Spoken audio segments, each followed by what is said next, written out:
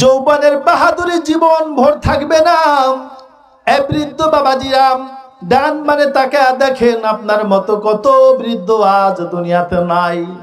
একসাথে খেলার সাথী, একসাথে পড়ালেখা করলেন, একসাথে জব করলেন, একসাথে কত মসজিদে গেছেন, চায়ের দোকানে আড্ডা দিছেন। ডানে তাকায়া দেখেন, বামে তাকায়া দেখেন, আপনার আবার থেকে কত যুবক, কত বৃদ্ধ বাবাজিরা বিদায় নিয়ে গেছে। এ যুবক ভাই, এ বৃদ্ধ বাবাজিরা, আপনার আমার হায়াতের কথার কোনো গ্যারান্টি নাই। কখন মালাকুল মাউত কার পিছনে যেন হা করে তাকাস, কার রূহ যেন কখন কবজ করে নাই। একটা গুনাহ যখন করবেন, এই 8টা সাক্ষী থেকে যদি নিজেকে লুকাইতে পারেন, 8টা গুনাহ করবেন, আমার কোনো বাধা নাই। আমি আপনাদেরকে বলবো না আর জীবনে গুনাহ করিয়েন না, কিন্তু যদি 8টা সাক্ষী থেকে আপনি লুকাইতে না পারেন, তাহলে জীবনে গুনাহ করবেন না। এই পুখতা ইরাদা কে কে করতে পারবেন? হাত তুলে আল্লাহকে দেখা দেন। সবচেয়ে বড় ওয়াজ নসিহত এই যে আজকে আপনারা বসছেন, আমার জানা মতে সবচেয়ে বড় বাস্তব ওয়াজ কি জানেন?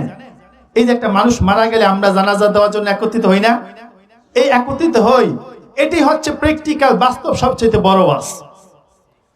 যে আমার সামনে একটা মানুষ মরে গেছে, একবার যদি কল্পনা করেন এই লাশটা যদি আমার হতো, ধরেন আমার লাশই, প্রত্যেকে যদি মনে করেন এটা আমার লাশ, তার সাথে যা হচ্ছে আমার সাথে তাই হবে, এই কথা যদি চিন্তা করতো, আমার মনে হয় এই সারা পৃথিবীর মানুষ জাতির সুখ শান্তির জন্য অন্যায়, অবিচার, জুলুম, নির্যাতন, ঘুষ, টেন্ডারবাজি, চাঁদাবাজি দূর করার জন্য এতটুকু উপদেশ আর নসিহতই যথেষ্ট হয়ে যেত। কথা বলেন ঠিক কিনা? এ মুসলমান, পর্দার আড়ালের মা ও বোনেরা, কলিজা যুবক ভাইরা, দিলের কান লাগায় শুনবেন। একটা গুনাহ যখন আপনি আর আমি করি, একটা গুনার কাজ যখন আপনার আমার থেকে সাদের হয়, একটা গুনার কাজ যখন আমাদের থেকে আপনার থেকে সংগঠিত হয়ে যায়, সাথে সাথে ওই গুনাহটার জন্য আল্লাহ রাব্বুল ইজ্জতের কাছে 8টা সাক্ষী প্রস্তুত হয়ে যায়। কয়টা? 8টা। জোরে বলেন, মুখ খুলে বলেন, কয়টা? 8টা সাক্ষী প্রস্তুত হয়ে যায়। আপনি একজনকে অন্যায়ভাবে হত্যা করলেন, গুম করে ফেললেন, দুনিয়ার কেউ জানলো না। এ যুবক বন্ধু, কেউ জানলো না, কেউ জানলো না। ওই জায়গাটার মধ্যে 8টা সাক্ষী রব্বে কারীমের পক্ষ থেকে দেওয়া সাথে সাথেই প্রস্তুত হয়ে যায়। এ যুবক ভাই, যৌবনের বাহাদুরি জীবন ভর থাকবে না। এ বৃদ্ধ বাবাজিরা, ডান মানে তাকে দেখেন, আপনার মতো কত বৃদ্ধ আজ দুনিয়াতে নাই। একসাথে খেলার সাথী, একসাথে পড়ালেখা করলেন, একসাথে জব করলেন, একসাথে কত মসজিদে গেছেন, চায়ের দোকানে আড্ডা দিছেন। ডানে তাকায়া দেখেন, বামে তাকায়া দেখেন, আপনার আবার থেকে কত যুবক, কত বৃদ্ধ বাবাজিরা বিদায় নিয়ে গেছে। এ যুবক ভাই, এ বৃদ্ধ বাবাজিরা, আপনার আমার হায়াতের কথার কোনো গ্যারান্টি নাই। কখন মালাকুল মাউত কার পিছনে যেন হা করে তাকাস, কার রূহ যেন কখন কবজ করে নাই। একটা গুনাহ যখন করবেন, এই 8টা সাক্ষী থেকে যদি নিজেকে লুকাইতে পারেন, 8টা গুনাহ করবেন, আমার কোনো বাধা নাই। আমি আপনাদেরকে বলবো না আর জীবনে গুনাহ করিয়েন না, কিন্তু যদি 8টা সাক্ষী থেকে আপনি লুকাইতে না পারেন, তাহলে জীবনে গুনাহ করবেন না। এই পুখতা ইরাদা কে কে করতে পারবেন? হাত তুলে আল্লাহকে দেখা দেন। আল্লাহ কবুল করে, সকলে বলেন আমিন। দিলের কান লাগিয়ে শুনবেন। এ যুবক ভাইরা, 8টা সাক্ষীর কথা মনোযোগ দিয়ে শুনবেন, জীবন ভর ওয়াজ শুনবেন, কিন্তু আমি বলবো আমার এই ছোট্ট কথাটা দিলের কান লাগিয়ে শ্রবণ করেন, স্মরণে রাখিয়েন। যখন কোনো গুনাহ কাজ করবেন, বাড়িটা লাগানো, জানালা লাগানো, কেউ দেখতেছে না, গোপন গুনাহ, মোবাইলের মাধ্যমে জিনার গুনাহ কামাইতেছেন, রাস্তার মধ্যে একটা বেগানা নারী যাইতেছেন, কেউ দেখতেছেন না, আপনি বাঁকা দৃষ্টি দিয়ে তাকাইয়া দেখলেন। এ যুবক ভাই, রাতের গভীরে কেউ দেখতেছেন আপনি অন্যের মাল আত্মসাৎ করতেছেন, চুরি করতেছেন। 8টা গুনার জন্য সাক্ষী হয়ে যায় 8টা। এই 8টা সাক্ষীর কথা মনে রাখবেন। এক নম্বরে, যখন আমরা কোনো গুনাহ করি সাথে সাথে যেই জমিনের মধ্যে বসে গুনাহ করি ওই জমিনটা ময়দানে মাহশরে আল্লাহর কাছে আমাদের বিরুদ্ধে সাক্ষী দিয়ে দিবে। এক নাম্বার সাক্ষীর নাম কি? জমিন। আল্লাহ নিজেই বলতেছেন, ইয়াউমা ইযিন তুহাদ্দিসু আখবারাহা বিআন্না রাব্বাকা আওহা লাহা। সেদিন জমিন বলে দিবে, ও আল্লাহ, তোমার অমুক পাপিষ্ট এই পাপ কাজটা প্রাণী মণ্ডলের অমুক জায়গায় বসে, মসজিদের সামনে বসে, স্কুলের সামনে বসে, অমুক জমির মধ্যে বসে এই গুনাহটা করেছে। এক নম্বরে বলে দিবে, যেই জমিনের মধ্যে বসে গুনাহ করেছেন ওই জমিনকে আলাদা করে অন্য জায়গায় যাওয়ার কোন সিস্টেম আছে নাকি? বলবেন হুজুর ঠিক আছে, আমি বিমান লাগায় গুনাহ করুম, জমিনে থাকুম না, বিমানে যাবো। আস্থা জমিনে গেলেন, সেখানে দেখেন সেখানে সাক্ষী আবার রেখে যেতে পারেন কিনা। দ্বিতীয় নাম্বার সাক্ষী হলো হাত। কি? হাত। হাত জবান খুলে বলতে হবে, মনে থাকবে না, তো পরে ভুলে যাবেন। কি দ্বিতীয় নাম্বার সাক্ষীর নাম? কি? হাত। এখন যদি পারেন হাতের হাত কবজা যা আছে এগুলো খুলে রেখে যায় ব্যাগের মধ্যে, লগে গেলে আবার যদি সাক্ষী দিয়ে দাও গুনার কাজ তো করতে পারবেন না। আল্লাহ তাআলা কোরআনুল কারীমের মধ্যে বলতেছেন, আল-ইয়াউমা নাখতিমু আলা আফওয়াহিহিম ওয়া তুকাল্লিমুনা আইদিহিম ওয়া তাশহাদু আরজুলুহুম বিমা কানু ইয়াকসিবুন। এরে পৃথিবীর মানুষরা, যখন তোমরা কোনো গুনার কাজ করো, দ্বিতীয় নাম্বার তোমাদের ওই গুনাহটার জন্য সাক্ষী হয়ে যায় তোমাদের হাত।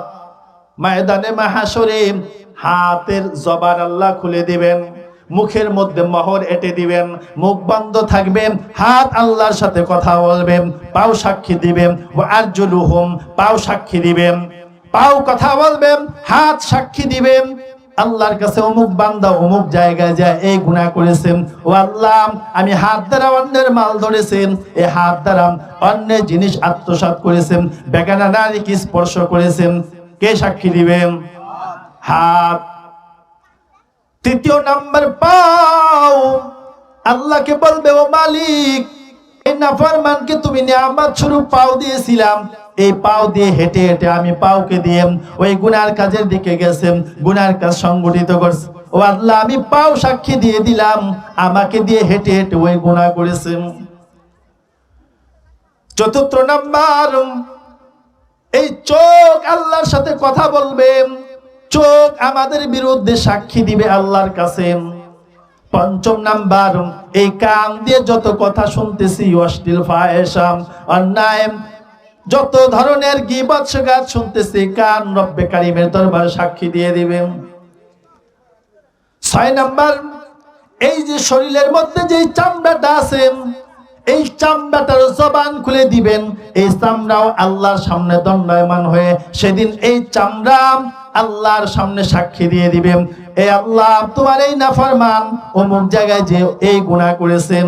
চামড়ার জবান কে খুলে দিবেন? আল্লাহ। যে আল্লাহ মুখ দিয়ে কথা বলাইতে পারেন ওই আল্লাহ চামড়া দিয়েও সেদিন কথা বলাবে। আল্লাহু আকবার। পালাবার, ভাগবার, দুর্নীতি করবার, অস্বীকার করার কোন রাস্তা আছে? নাই। এ যুবক বন্ধুরা, এই বৃদ্ধ বাবাজিরাম, কোন দিকে কোন নজর নাই, গভীর মনোযোগ দিয়ে দিন লাগায় শুনবেন। সপ্তম নাম্বার সাক্ষী হয়ে যাবে আপনার আমার জন্য কিরামান কাতিবিন, দুই কালে দুইজন ফেরেশতা আছেন, ওই ফেরেশতারা ভালো আমল লেখেন, খারাপ আমল লেখে, ওই দুই ফেরেশতা কিয়ামতের ময়দানে আল্লাহর সামনে সাক্ষী দিবে। শুধু তাই নয়, আল্লাহ বলতেছেন, পৃথিবীর মানুষেরা, সেই দিন তোমাদের আমল নামাও তোমাদের বিরুদ্ধে সাক্ষী দিবে। আল্লাহ কোরআনুল কারীমের মধ্যে বলতেছেন, পাপিষ্ঠরা, গুনাহগার, আল্লাহর অবাধ্য যারা নাফরমান বান্দা বান্দি আছেন, আল্লাহ তাআলা যেই দিন তাদের আমলনামা উড়িয়ে দিবেন, আমলনামাগুলো আল্লাহ কিয়ামতের ময়দানে উড়িয়ে দিবেন। পাপিষ্ঠ নাফরমান বেনামাজি সুদখোর ঘুষখোরদের আমলনামাগুলো বাম হাতে পাবেন। কিতাবের মধ্যে আসছে কিভাবে পাবে এই আমলনামা আল্লাহ উড়িয়ে দিবেন। আমলনামাগুলো তাদের বাম হাতে আসবে। কারোটা আল্লাহ বলবেন, এ ফেরেশতারা, আমি এই বান্দারে জীবন ভর আমার নিয়ামত দিয়েছিলাম, আমার নিয়ামত ভোগ করেছেন, আমার হুকুম মানে নাই, আমার বিরুদ্ধাচরণ করেছেন। আর আমলনামাগুলো ওর কলিজাটা ছেদন করিয়া ওর পিঠ দিয়ে ওর বাম হাতটা বের করে তারপরে ওর পিঠের দিক দিয়ে আমলনামা দিয়ে দাও। বেফরমান নাফরমান গুনাহগার আল্লাহর অবাধ্য বান্দা বান্দীদের আমলনামাগুলো কলজাটা সেট করিয়া বাম দিক থেকে দিয়ে দিবেন। এবার মুখ থাকবে সামনের দিকে, আমলনামা পিছনের দিকে। ডাক দিয়ে বলবেন, মালি হাদাল কিতাব লা ইউগাদিরু সগীরাতান ওয়ালা কাবীরাতান ইল্লা আহসাহা। ও আল্লাহ, এটা কেমন আমলনামা? এই আমলনামা তো আমরা পড়তে পারতেছি না।